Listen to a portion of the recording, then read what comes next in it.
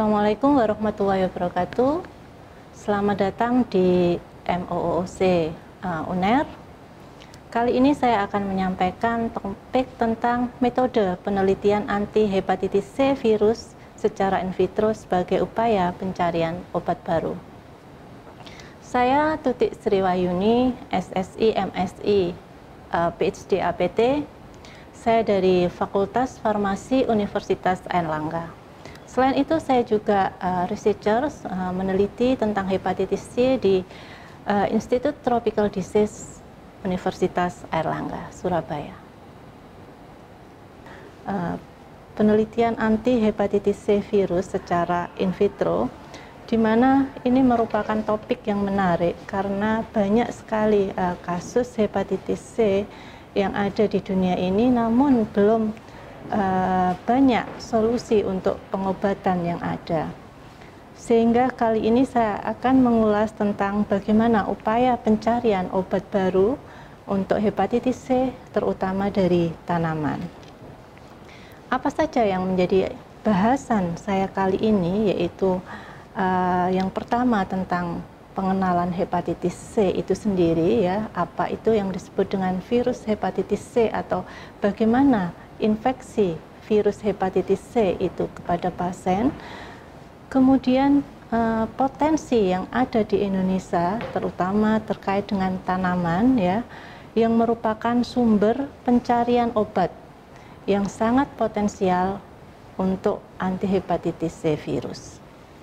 Dan yang ketiga adalah yang penting bagaimana kita melakukan proses pengujian anti hepatitis C virus ini.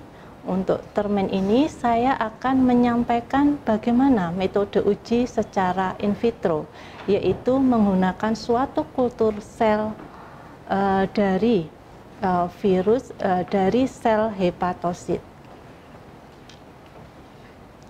Adapun tahapan yang harus dilakukan di dalam pengujian hepatitis C virus ini adalah sampel. Yang pertama, kita harus menyiapkan sampel uji.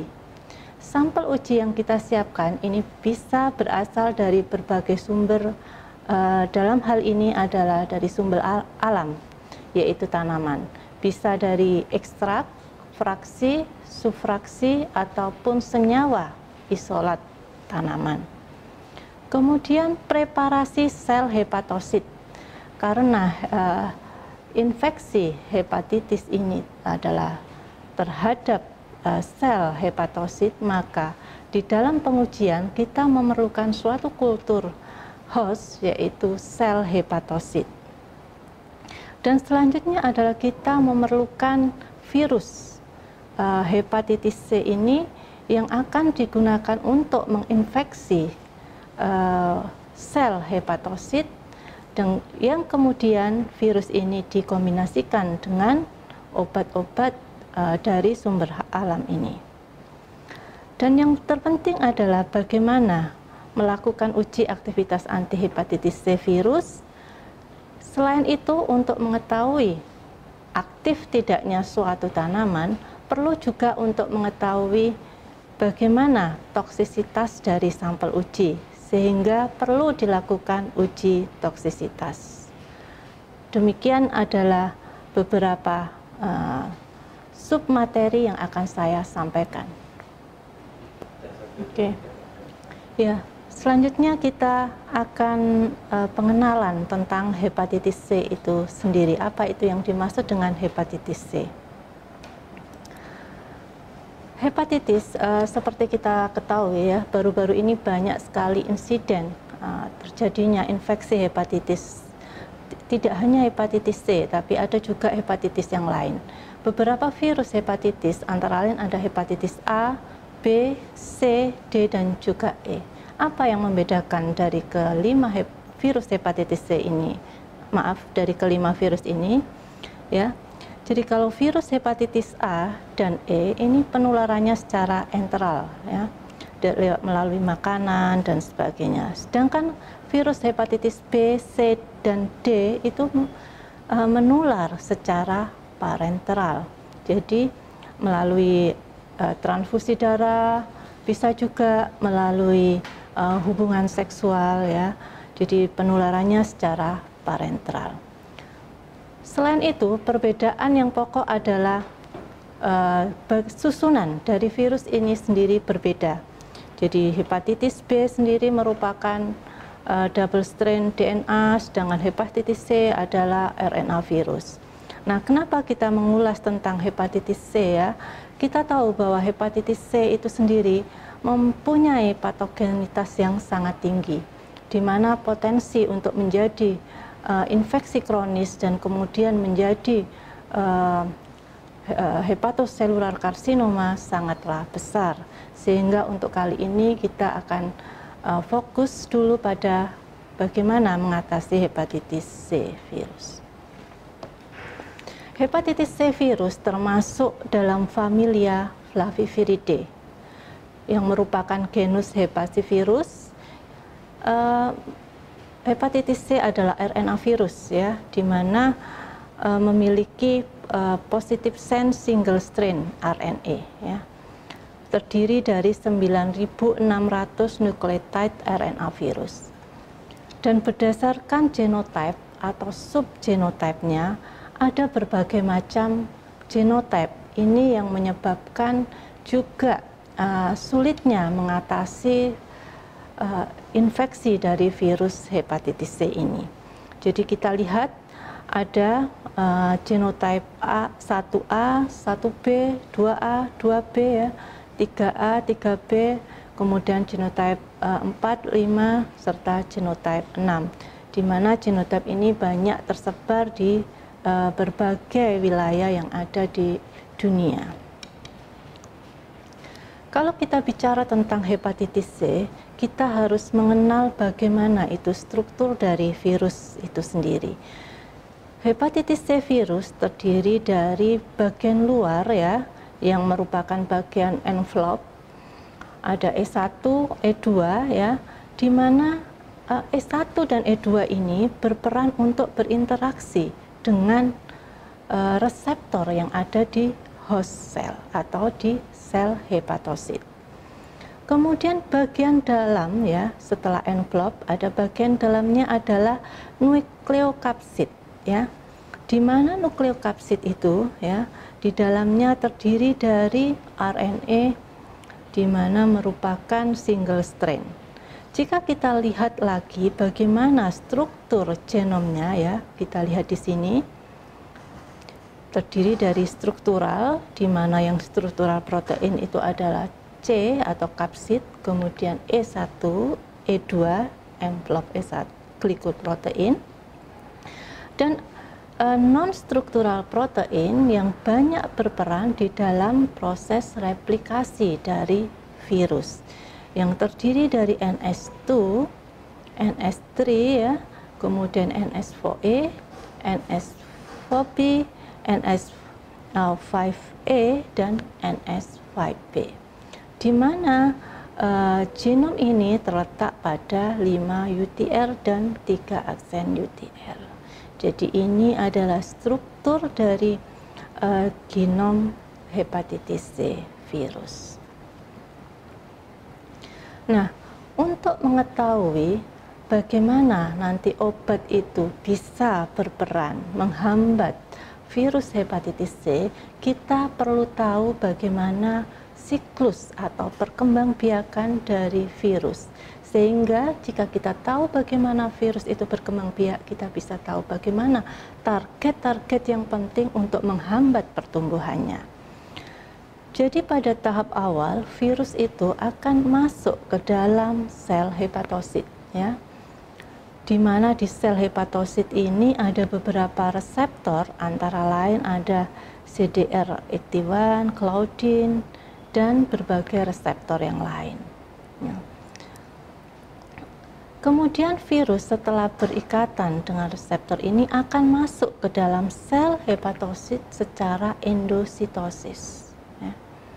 Masuk secara endositosis, kemudian akan mengalami uncoating, di mana melepaskan bagian envelope dan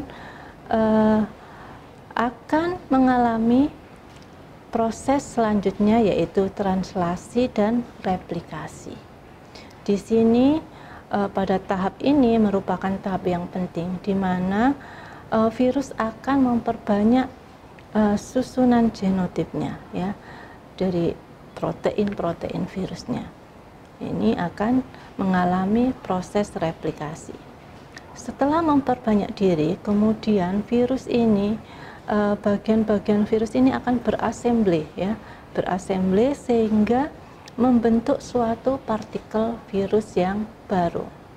Partikel virus baru ini akan keluar ke dalam sel atau rilis ya, untuk menginfeksi sel yang lain ya, atau kemudian menginfeksi melalui cell to cell transmission. Jadi kalau kita lihat secara garis besar, di sini ada tahap entry, yaitu tahap masuknya virus, kemudian tahap post entry ya, di mana virus itu mengalami replikasi, assembly sampai dengan rilis ya. Beberapa obat ya, screening pencarian suatu obat baru dari tanaman umumnya diawali dengan pencarian aktivitas, kemudian dilanjutkan apakah mekanismenya menghambat pada entry atau pada post entry. Kembali kepada hepatitis C, virus infeksi ya, bagaimana ini perlu menjadi perhatian ya besar kita bagaimana mendapatkan suatu obat baru, karena infeksi dari virus hepatitis C ini ya, ketika menginfeksi pada manusia, pada sel hepatosit ya, di sini akan terjadi infeksi akut. Nah, infeksi akut ini hanya 20% ya yang dapat disembuhkan. Sementara bagaimana yang lainnya? Yang lain akan berkembang menjadi hepatitis C kronis ya. Dan dari hepatitis C kronis ini akan mengalami penyakit hati kronis ya, sekitar 60-70%. Jadi suatu persentase yang besar sekali. Selanjutnya dari 80% ini juga dapat mengalami sirosis ya. Jadi hepatitis C kronis ini selain mengalami penyakit hati kronis juga mengalami sirosis. Nah, dilaporkan sekitar 1-5% ini dari sirosis menimbulkan kematian ya, disebabkan oleh sirosis atau kanker hati. Bisa kita lihat di sini ya, bagaimana penampakan dari sel hati ya yang mengalami infeksi hepatitis yang kronis ya. Ini adalah hepatitis kronis, kemudian berkembang menjadi sirosis ya, dan selanjutnya akan mengalami hepatoseluler karsinoma ya, yang merupakan penyebab kematian yang besar ya, akibat virus hepatitis ini. Ya, kenapa kita harus memberikan perhatian yang besar selain pada tingkat patologisnya yang tinggi ya, kita juga harus melihat bagaimana sebaran ya virus hepatitis C ini ya.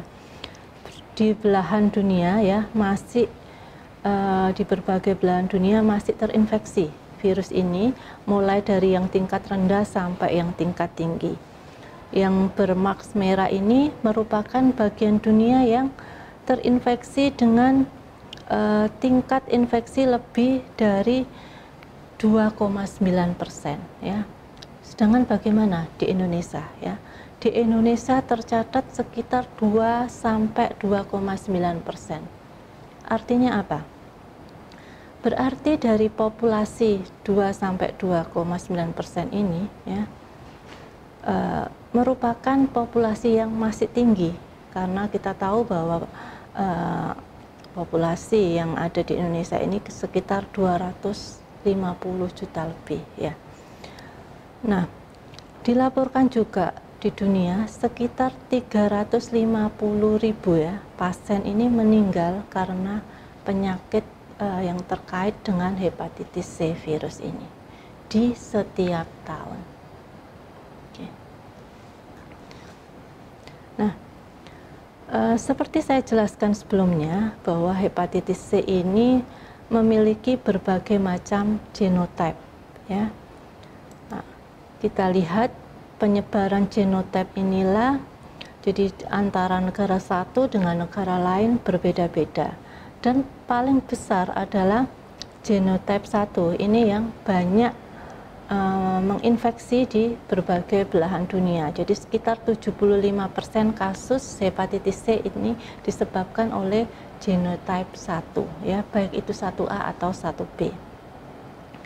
Nah, di Indonesia sendiri, ya, kita lihat di sini yang berwarna merah genotype 1 ini sekitar 50%, ya, merupakan infeksi yang sangat tinggi. Kemudian diikuti oleh genotype 2, 3, dan 6.